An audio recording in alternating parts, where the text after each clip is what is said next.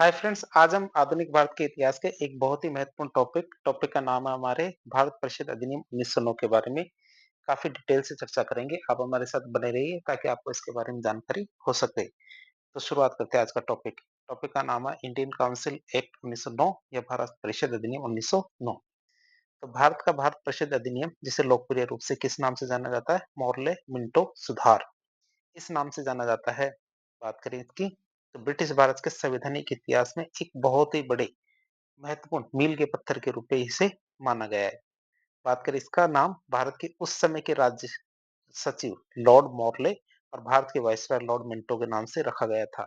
ये 2018 के आरएस 3 के अंदर पूछा गया सवाल था, जिसमें मॉर्ले मिंटो सुधार के अंदर मॉर्ले कौन थे और मिंटो कौन थे। तो हमारे मॉर्ले तो राज्य सचिव थे और मिंटो क्या थे, हमारे वायसरॉय थे। पार्लियामेंट्री सुधार के कारणों की बात करें, पार्लियामेंट्री सुधार क्यों किए गए थे, तो यह अधिनियम कई कारणों का परिणाम था जो हमारी ब्रिटिश शासन सरकार को भारत में कुछ संवैधानिक बदलाव लाने के लिए मजबूर कर रहा था। जैसे पहली बात करें तो पिछले सुधारों की अप्रभाविता की बात करें तो 1892 के जो भारत परिषद अधिनियम थे, उसके बाद से काफी समय बीत चुका था और भारतीय राष्ट्रीय कांग्रेस, खासकर उदारवादी धड़े जो लोग थे, लगातार अधिक राजनीतिक प्रतिनिधित्व और सुधारों की मांग कर रहे थे, इसलिए यह लाना ही पड़ा। फिर फूट डालो राज करो की नीति, तो ब्रिटिश सरकार की यह सोची समझी रणनीति थी। वे क्या है, हिंदू मुस्लिम एकता को कमजोर करना चाहते थे और सांप्रदायिक जो निर्वाचन प्रणाली है, इसकी शुरुआत इसका एक प्रमुख तरीका था। बढ़ता राष्ट्रवाद और आंदोलन की बात करें तो भारत में स्वदेशी आंदोलन, खासकर देखें तो बंगाल विभाजन के विरोध में चरम पे था। जो हमारा स्वदेशी आंदोलन था, ये चरम पे था और ब्रिटिश सरकार को डर था कि ये आंदोलन कहीं 1857 के विद्रोह की तरह हिंसक रूप ना ले ले। वे इस बढ़ते असंतोष को शांत करना चाहते थे, इसलिए उन्होंने यह जो अधिनियम लाया था। बात करें नरमपंथियों को संतुष्ट करना, तो सरकार के कांग्रेस के भीतर नरमपंथी जो हमारे संविधानिक सुधारों में विश्वास रखते थे, इनको संतुष्ट करके उन्हें उग्रवादियों और राष्ट्रवादियों से अलग करना चाहती थी। अगले कारण की बात करें तो गर्मपंथी और क्रांतिकारी आंदोलनों का प्रभाव कम करना। तो मोरलेमेंटो सुधारों का एक प्रमुख उद्देश्य था गर्मपंथी, जैसे हमारे बाल गंगाधर तिलक के नेतृत्व वाले थे ना, और क्रांतिकारी आंदोलन जो हमारे चापेकर बंधु थे, अभिनव भारत, ये वाले थे। मतलब जो गर्मपंथी और क्रांतिकारी आंदोलन के बढ़ते प्रभाव को कम करना था, जो हमारे ब्रिटिश राज के लिए सीधा खतरा बन गए थे। बात करें मॉर्लेमेंटो सुधार की या 1909 का भारत परिषद अधिनियम के प्रमुख प्रावधान क्या क्या थे, तो इस अधिनियम ने ब्रिटिश सरकार के विभिन्न स्तरों पर बहुत सारे बदलाव किए थे। जैसे कौन कौन से बदलाव, पहले स्तर की बात करें तो गृह सरकार में क्या परिवर्तन किया, तो भारत परिषद में भारत सदस्य की नियुक्ति की बात करें तो इस अधिनियम ने यह अनिवार्य कर दिया कि भारत परिषद, जो हमारी लंदन की बात कर रहे हैं, तो secretary of state of India की लंदन स्थित जो सलाहकार संस्था थी भारत परिषद, उसमें एक भारतीय सदस्य की नियुक्ति को अनिवार्य कर दिया। खास बात देखें तो हालांकि 1907 में जो सैयद हुसैन बिलग्रामी है और केजी गुप्ता जैसे दो भारतीय सदस्यों को भारत परिषद में पहले ही नियुक्त किया गया था, लेकिन ये पहले कंपलसरी नहीं था। 1909 के अधिनियम के तहत इसे वैधानिक रूप से अनिवार्य बना दिया गया था कि इसमें एक सदस्य भारतीय होना कंपलसरी है। पहले भी थे लेकिन कंपलसरी नहीं था। फिर भारत की केंद्र सरकार में क्या परिवर्तन किया गया, केंद्रीय विधानमंडल की बात करें तो केंद्रीय विधानमंडल में सदस्यों की संख्या में वृद्धि की गई। केंद्रीय विधानमंडल मतलब सेंट्रल लेजिस्लेटिव काउंसिल।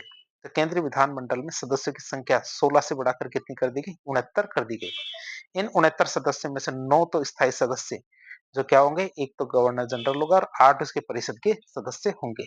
बाकी बचे जो 60 हैं, तो 60 सदस्य की बात करें तो उनमें से 28 तो सरकारी होंगे, तो 28 कहाँ से आएंगे, वायसराय के द्वारा मनोनीत किए जाएंगे। बाकी बचे 32, तो 32 गैर सरकारी होंगे, जिनमें से 5 तो मनोनीत होंगे और 27 निर्वाचित होंगे। तो इस तरह हमारे केंद्रीय विधानमंडल या केंद्रीय विधान परिषद की सदस्यों की संख्या बढ़ाई गई थी, 16 से 69 कर दी गई थी।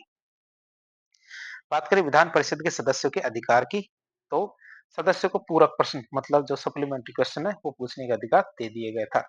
यानी वे किसी मूल प्रश्न के उत्तर के बाद अतिरिक्त प्रश्न पूछ सकते थे। लेकिन बात करें उन्हें तो बजट पर बहस करने का अधिकार दे दिया गया था, लेकिन उन्हें मतदान का कोई अधिकार नहीं दिया गया था।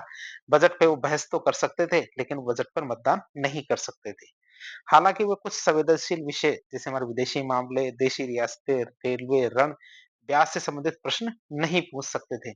इनसे संबंधित प्रश्न करना या फिर बहस करना उनमें उन पे लागू नहीं था, मतलब उन्हें मना था। क्या-क्या? जैसे देशी रियासत से संबंधित, रेलवे, ऋण, ब्याज, विदेशी मामले, इनसे संबंधित किसी भी मुद्दे पे वो बहस, ये प्रश्न नहीं पूछ सकते थे।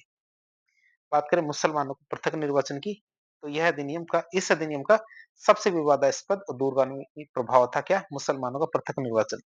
मुसलमानों को पृथक निर्वाचन मंडल प्रदान किया गया। इसका मतलब था कि मुस्लिम मतदाता केवल मुस्लिम उम्मीदवारों को ही चुन सकते थे और ये सीटें केवल मुसलमानों के लिए आरक्षित होगी। केंद्रीय विधान परिषद की 27 निर्वाचित सीटों में से 6 सीटें मुसलमानों के लिए आरक्षित कर दी गई। क्या किया गया? 27 जो निर्वाचित सीटें थी, उनमें से 6 सीटें किसके लिए? मुसलमानों के लिए आरक्षित कर दी गई। लॉर्ड मिंटो को भारत में सांप्रदायिक निर्वाचन का जनक माना जाता है। उन्होंने सांप्रदायिक निर्वाचन की शुरुआत 1909 के अधिनियम के तहत ही कर दी थी। बात करें गवर्नर जनरल की कार्यकारी परिषद में क्या परिवर्तन हुआ उसकी, तो गवर्नर जनरल की कार्यकारी परिषद में कुल 8 सदस्य थे, तो उसमें एक भारतीय सदस्य को शामिल करने का प्रावधान किया गया। एसपी सिन्हा सत्येंद्र प्रसाद सिन्हा पहले भारतीय बने थे जिन्हें गवर्नर जनरल की कार्यकारी परिषद में विधि सदस्य मतलब लीगल मेंबर के रूप में चुना गया था। ये भारतीय के लिए एक महत्वपूर्ण प्रतीकात्मक जीत थी। क्यों? क्योंकि इससे उन्हें प्रशासन के सर्वोच्च स्तर पर भी कुछ प्रतिनिधित्व तो मिला ही, एक तरह का आरक्षण मान लीजिए। अब हम देखेंगे भारत में प्रांतीय सरकार में क्या परिवर्तन किया गया, changes in provincial government of India में बात करें इसकी, तो प्रांतीय विधान परिषदों में सदस्यों की संख्या में वृद्धि की गई। प्रांतीय विधान परिषदों में भी सदस्यों की संख्या बढ़ाई गई। जैसे हमारा बंगाल, मद्रास, बॉम्बे, संयुक्त प्रांत, जो हमारा पुराना यूपी था, या तो उत्तर प्रदेश से पहले यूनाइटेड प्रोविंस हुआ करता था, जैसे जो प्रांत थे उनमें सदस्यों की संख्या 50-50 कर दी गई। छोटे प्रांत थे जैसे हमारे पंजाब, बर्मा, असम जैसे छोटे प्रांत थे, उनमें सदस्यों की संख्या 30 कर दी गई। बात करें परिषदों की, तो इन परिषदों में भी निर्वाचित गैर सरकारी सदस्यों का बहुमत हुआ करता था। लेकिन इससे भी क्या है, सरकारी सदस्यों का प्रभाव बरकरार रहा। क्यों? क्योंकि गवर्नर अपने पास क्या विशेष शक्तियां रखता था। तो इस तरह भारत की प्रांतीय सरकार में परिवर्तन हमने देख लिया। अब हम देखेंगे तो 1909 का भारत परिषद अधिनियम था, इसमें कुछ कमियां थी। कमियों के बारे में बात करें, तो मॉर्ले मिंटो सुधार जो ब्रिटिश सरकार के द्वारा एक सुधारवादी कदम के रूप में प्रस्तुत किया गया था, तो इसमें कई गंभीर कमियां थी जिनके दीर्घकालिक नकारात्मक परिणाम हुए थे। जैसे हमारे सांप्रदायिकता का प्रसार, तो मुसलमानों को पृथक निर्वाचक मंडल प्रदान करने से क्या हुआ, भारत में सांप्रदायिकता के बीज बो दिए गए। इसने फूट डालो राज करो की ब्रिटिश नीति को प्रभावी ढंग से लागू किया था। क्या किया था? फूट डालो राज करो की जो ब्रिटिश नीति थी, उसको प्रभावी ढंग से लागू किया था। इसने हिंदू और मुस्लिम जैसी जो हमारी राजनीतिक पहचान को बढ़ावा दिया। इसने क्या किया? हिंदू और मुस्लिम जैसी राजनीतिक पहचान को बढ़ावा दिया। तो आखिर में क्या होता है? द्विराष्ट्र सिद्धांत में जाके बदल जाता है। और बात करें तो भारत के विभाजन का यह है एक प्रमुख कारण माना जा सकता है, जिसकी शुरुआत हमारे यहीं से हुई थी। फिर मतदाता के बीच अंतर, तो सामान्य मतदाताओं और मुस्लिम मतदाताओं के बीच एक कृत्रिम अंतर पैदा किया गया। क्या किया गया? सामान्य मतदाताओं और मुस्लिम मतदाताओं के बीच में एक कृत्रिम रूप से अंतर पैदा किया गया। सामान्य मतदाता प्रांतीय विधान परिषद के सदस्य को चुनते थे, जो बदले में केंद्रीय विधानमंडल के या केंद्रीय विधान परिषद के सदस्य को चुनते थे। एक तरह से जो हमारे केंद्रीय विधान परिषद के सदस्यों का अप्रत्यक्ष रूप से चुनाव होता था, जबकि मुस्लिम मतदाता सीधे केंद्रीय विधान परिषद के सदस्यों को चुनते थे। तो एक तरह से ये भेदभावपूर्ण ही था। बात करें राष्ट्रीय एकता को कमजोर करना, तो जब मुसलमानों को पृथक निर्वाचन दिया गया, तो सिख और एंग्लो इंडियन जो आंग्ल भारतीय थे, जैसे अन्य समुदायों में भी समान मांग उठने लग जाती है, जिससे हमारे राष्ट्रीय एकता कमजोर होती है और समाज को खंडित किया गया। बात करें सीमित भारतीय प्रतिनिधित्व की, तो गवर्नर जनरल की कार्यकारी परिषद में भारतीयों को केवल एक ही सदस्य का पद मिला, जो देश की विशाल आबादी और उनके आकांक्षाओं को देखते हुए उचित प्रतिनिधित्व नहीं था। भारतीयों की बात करें तो भारतीयों को अभी भी महत्वपूर्ण नीति निर्माण में कोई वास्तविक शक्ति नहीं दी गई थी। बात करें सीमित वित्तीय अधिकार की, तो सीमित वित्तीय अधिकार की बात करें, तो विधान परिषद के सदस्यों को वित्तीय मामलों में संबंधित प्रश्न पूछने का कोई अधिकार नहीं था। उन्हें बजट पर मत विभाजन मतलब वोटिंग का कोई अधिकार नहीं था। इससे उनके अधिकार बहुत ज्यादा सीमित हो गए थे, केवल वे बहस कर सकते थे। बात करें गवर्नर जनरल की व्यापक शक्तियों की, तो गवर्नर जनरल अपने पास वीटो और अध्यादेश की जारी करने की अपार शक्तियां रखता था। इसका मतलब था कि विधान परिषदों के द्वारा पारित किसी भी कानून या प्रस्ताव को वायसराय आसानी से रद्द कर सकता था, जिससे भारतीय प्रतिनिधि प्रतिनिधियों की शक्ति केवल सलाहकारी प्रकृति की होके रह जाती है। संक्षेप में देखें तो 1909 के पार्लियामेंटो सुधार भारतीयों को वास्तविक शक्ति हस्तांतरण के बजाय उन्हें शांत करने और राष्ट्रवादी आंदोलन को विभाजित करने का एक ब्रिटिश प्रयास था, जिसने क्या किया, भारत में सांप्रदायिक राजनीति की नींव रखी थी, जिससे दीर्घकालिक और विनाशकारी परिणाम होते हैं। इस तरह आज एक लेक्चर के जरिए हमने 1909 के पार्लियामेंट्री सुधार के बारे में काफी डिटेल से जानने की कोशिश की। इस प्रकार के इन्फॉर्मेटिव वीडियो देखने के लिए हमारे चैनल से जुड़े। वीडियो यदि पसंद आता है तो वीडियो को लाइक करें, चैनल को सब्सक्राइब करें, अपने दोस्तों के साथ शेयर करें। धन्यवाद।